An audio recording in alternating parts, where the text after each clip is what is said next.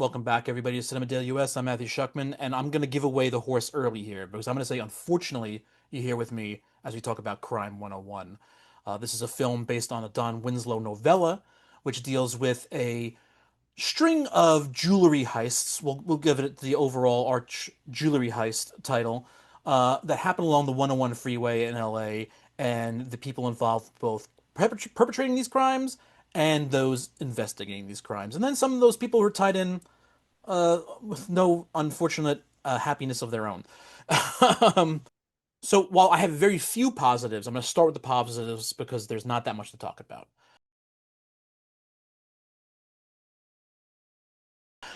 Look, I enjoy all the actors in this movie who are the part of the main cast. It would be Chris Hemsworth, Halle Berry, Barry Keoghan, Mark Ruffalo. You know, you always enjoy them. I have nothing bad to say about them. It's not like they do horrible jobs in this film either.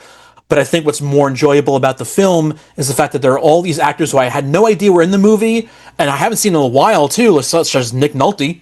Did not know Nick Nolte was going to be in the movie, and all of a sudden he's there. Granted, he's past the point of doing his greatest performances, but it was great to see him. I didn't know Corey Hawkins was in the movie as well, so it was always to see Corey, because I think Corey is one of the very underappreciated, or I would say very underrated actors of our generation currently. He does a lot of great work, but it's not really that pushed into the mainstream, so you don't see it as much. There's gonna be a lot of stuff in the future where I know he's gonna blow up bigger than he is now, even though he's fairly big. There's also technically a cameo, Jennifer Jason Leigh. There was just a lot of random people. Oh, Tate Donovan. Haven't seen Tate Donovan in a while. Tate Donovan's in the movie. So that was a happy thing for me to see all these people that I don't necessarily see all the time, or just like to see, who are technically the more, not ancillary characters, but they're more the background characters compared to your main cast. But they were the things that kind of brought joy to my face more than anything else. Other than that, yeah, I mean, the movie doesn't look horrible, but doesn't look amazing.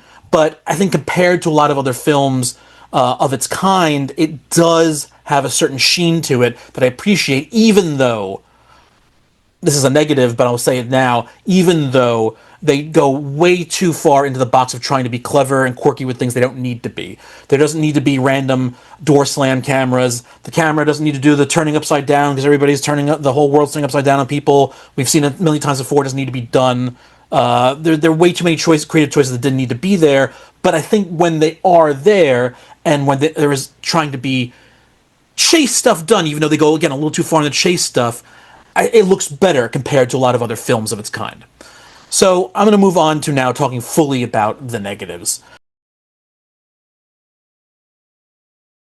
Because Don Winslow's a guy whose books I don't think I've actually read Don Winslow's books. I've seen adaptations of a lot of his work, and I always appreciate Don Winslow.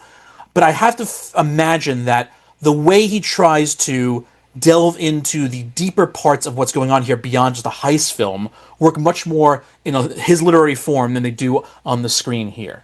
This felt like it didn't understand what it was trying to say. Even though it did understand it, I felt like the pieces that I had to tie together to tell that tale didn't work out metaphorically. It only worked out on the surface, and even on the surface it made no sense.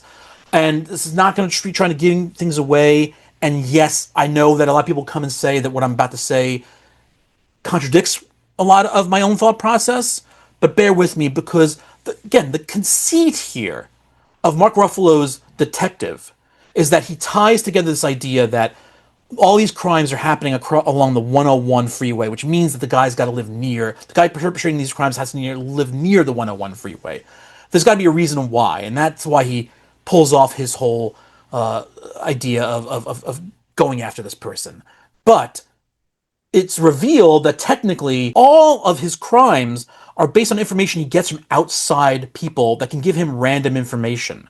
There's no way to pinpoint that's all going to happen on the 101. Specifically, this major thing at the end, which doesn't really happen the way all these other crimes happen.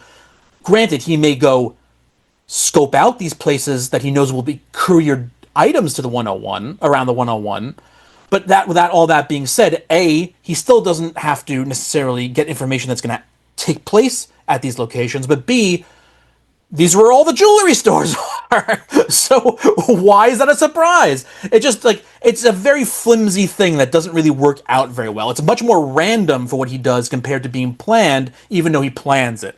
and the planning portion of it isn't really shown, and you don't need to show it, but it feels very, very weak and very, very annoying. There are also tons of things in the story that are not tied up at the end, and I mean like not tied up as like there are characters who just disappear and you never hear from them again. Nick Nolte's character is just left on the cutting room floor. He appears at some point in the middle of the movie, and then he's just gone. He was there only to perpetrate bringing in another character that will butt heads with our protagonist. The idea of him having poor ideas of having what his relationships can be with other people, and when that is explored in the film, a lot of it does make no good sense because it feels like it is just an afterthought. Even though I know where it is thematically in this movie, I understand where it becomes a part of this movie's thematics, but it just felt so ham-handed. It just felt like it was thrown together at the last minute and wasn't explored well enough. This movie felt like just pure anguish to get through in a lot of ways. I felt very bored watching this movie. Action is ho hum.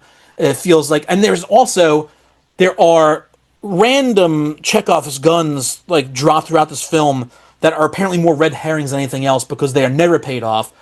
This movie just felt like an exercise in futility. And with that, I'm just going to stop talking about it because you can tell how much I'm disappointed with it. And I'm going to give it a D minus. Thank you so much, everybody, for your time. I'm Matthew Shepin. See you next.